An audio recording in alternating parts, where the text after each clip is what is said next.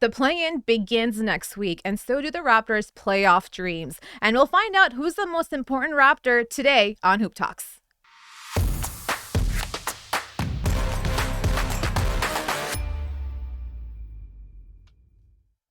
Welcome back, you guys. I'm Noor Zainab, Justin Pooni, Jelani Goodridge-Reid, but we're the same old boring faces that you see every day. But today, that's why we brought on the one and only Crina Mustafa. Thank you so much for joining us, Miss Royalty, the WNBA Royalty, court time here at homestand. But today, we're going to put her through the ringer when it comes to the Toronto Raptors. I've already apologized for whatever they both put you through, but I will be on your side. So.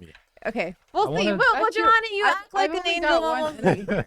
We'll figure it out. So the first things first, you guys. The Raptors begin their play-in dreams starting next week, but before that they take on the Celtics twice this week and end everything off with the Bucks. So not the easiest schedule moving forward, but I want to talk about that right now. I want to talk about the play-in because we have clinched that at this point. So we've seen a couple guys come through, and Siakam and Freddie and Scottie and OG, even Gary coming off the bench, pretty much making a solid case for being sixth man after the trade deadline. But I want to ask you guys, and to start with you, Crina, who is the most important Raptor for you for this play-in / playoff run?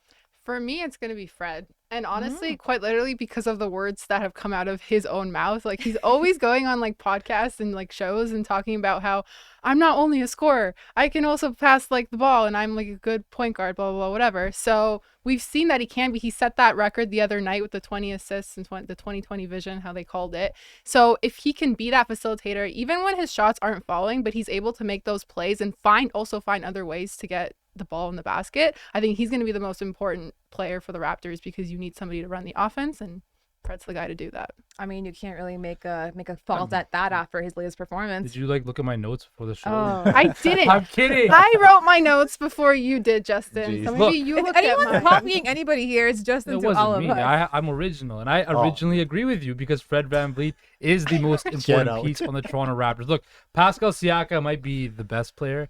Fred VanVleet is the most important player. He's the leader of this team. He's the leader of this franchise. He has the second highest usage rate on the team, right? He's also, the best shooter on the team. For a team that starves for shooting. I love that little pause, like waiting for somebody to jump in and be like, because nobody's generally on this show, people have something to say when the floor is yours. Oh, thanks. It's my turn now? Yes. Okay. It's been your turn. Well, look, yeah, Fred, after everybody was talking about how he's having a down year the first half of the season, he's been playing like an all-star point guard.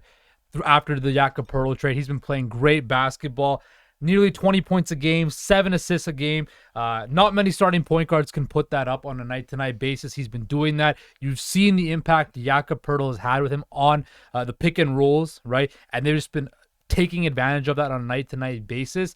And if the Raptors want to make the playoffs and they really want to, make somewhat of an impact in the first round, Fred VanVleet has to be the driving force. Jelani, are you agreeing with both of them? I see the point. I see the value in Fred, of course, right? He's the backbone of this team, but I'm looking at Pascal Siakam. I'm sorry. Who's the all-star on this team, right? It's Pascal Siakam. But who's the guy? Wait, who's the guy that could be All-NBA? It could be Pascal Siakam, and he's been All-NBA before. So I'm looking at him, and I'm saying to myself, if the Raptors want to make noise in that play-in, right? You're going to play a team like Chicago, maybe a team like Atlanta. We'll see, right? You're going to need your best player to show up.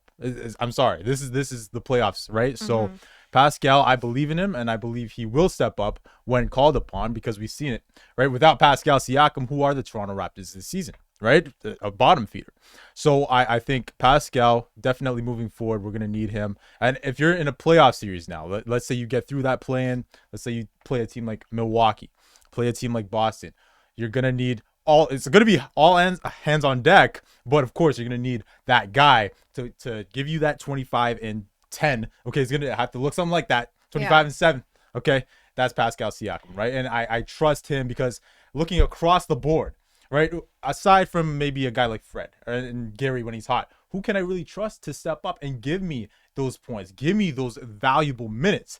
I don't know because it's been inconsistent all year from this team. So I'm looking at you, Pascal Siakam. And for me, it's not. Oh, sorry, to cut you off, but to go into that rant too, for me, it's not just about him being able to put up the points and be the main guy on the team, but it's because of the fact that he is the best player on the squad, right? He gets paid the bucks for it. He's leading the team in minutes and points and rebounds. I'm sure that'll change once Jakob Poeltl gets more reps in with the team, but right now it shows that he's the main guy. But it's not just because we need him to be that facilitator, that scorer. I think we just need him to be good because the other team will be game planning for him. So he's going to get doubled. And how he reacts to that will be the spacing for the Toronto Raptors. So let's say he's getting doubled. It'll be down to him to figure out what this vision will look like for him. So if he's getting doubled, he pushes himself in the paint, kicks the ball out, finds the open guy. That's what we need to see from him, because we will need to see beyond just scoring from Pascal in defense, because if he's your main guy, the other team is game planning for him. And what he does with that is how Freddie, is how Scottie, is how OG will come through. I see your hands are up. What's up, Justin?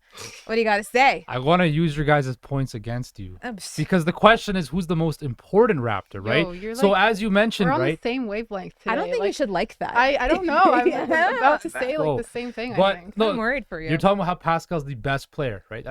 Understandable. He's going to get double teamed, right? But who's going to take advantage of that double team? That's why a guy like Fred. I didn't bring up the double team. I'm not. No. But I'm telling you, Who's gonna take advantage but of that that? tells you the guy who's getting double team is the most important guy, because it's up to him how he reacts to the double team, right? So if he's getting double team, he can easily take that contested shot with two defenders on him or give a really bad pass out. Okay. But how he reacts to being the focal point of the other team's defense is the reason for other guys around him to be better. So that tells you it's not just Pascal being good, but if he's being good, the teams around him is good too. So that's why he's the most important player. But I also think like the fact, and like taking what you said, the fact that we can trust him and that he is going to do well anyway is also why I went with Fred to be the most important guy, because you can trust Pascal. And with that, then it's on Fred to be the one to be able to move the ball. Can around. you though? How Because is we've that- seen. Well, that's we've- why. Well, that's why we've he's seen the most important numerous fourth player. quarters This where season, Pascal yes. Siakam has disappeared. That's why I That's need why him. he's the most That's why I need, important and I've Raptor. seen, and also the whole NBA, like the media and fans, have asked themselves, is Pascal really that dude when it comes to playoffs? Aside from that finals run, right? But as of late, right, from the bubble to when we made the playoffs last year and things of that nature. Remember last year when Embiid hit that shot over us, who didn't show up that game? Unfortunately, it was Pascal, right? And we needed him that game. It was a must win, obviously. Every playoff game is a must win. But I'm saying he didn't really show up that matchup. So that's an example of a game where we can't afford that, right? Moving forward. We can't. Because it's the plan in the playoffs. So I'm looking at Pascal, and if he wants, because people like him, but I don't think people, aside from Raptors, fans and Does media, he I don't strike- think does he I don't strike think the fear? respect is really there. I don't think Does he so. strike fear. So I don't think he does, in terms of like people don't think of Pascal Siakam as that dude. So I want to see him prove it. I just want to see him prove it, and I know he can. Are you in agreement with that? I have. You know no- what's crazy no though? Like qualms. I thought someone would bring up maybe OG or No. Gary, but it looks like we're pretty split on the two main guys. I think Gary also, we're gonna need him too, because I think again when he scores those 20 points, we win games, right? Yeah. He's an automatic W whenever. What a he, Also, the concept. thing about Yes, Score it's points, true. win games. The It's thing true. about Whenever he Gary hits is he's 20, hurt he's right good. now too, Yeah, right? so- And we don't know how he's. And I honestly think if the Raptors can get him back a couple games before the play-in tournament starts, that's going to be a really big thing, because if he comes back game one of the play-in, he's going to be rusty, right? And as a shooter, you need to find that rhythm and stuff like that. And he could be chucking up a whole lot of bricks, because we know he can. If he does not in rhythm, if he's in rhythm and in fine form shooting, watch out, because he can make a whole bunch of shots. And his defense improved. He's since not the a calendar great year on-ball defender, but he's a disruptor no, on he's defense. exactly. He's a After disrupt- OG went down in January, who was leading the steals for the Raptors? Yeah, it he's a was disruptor. It was Gary Trent Jr. You never expected that. Not just a disruptor, but like we've seen that clip too, where he doesn't know how to play defense, but he's just yelling at the other guys on the team, and Chris is like, that's his level of, that's what he Yeah. calls defense for himself. So I think this is an interesting conversation, because it can be either or. It could be Freddie or it could be Pascal, because we all know, how important both can be for that team in different ways. But I'm going to stick to my guy, Pascal, with Stick to it. Jelani. You Stick to guys it. can stick to Freddie. We'll see if Bet on either yourself. of them can be the guys for us in the next couple of games, where the Raptors take on the Celtics tonight, they take on the Celtics again on Friday, and then the Bucks at home, which is going to be a little bit tough. But let's see who gets us over the hump. This has been Hoop Talks.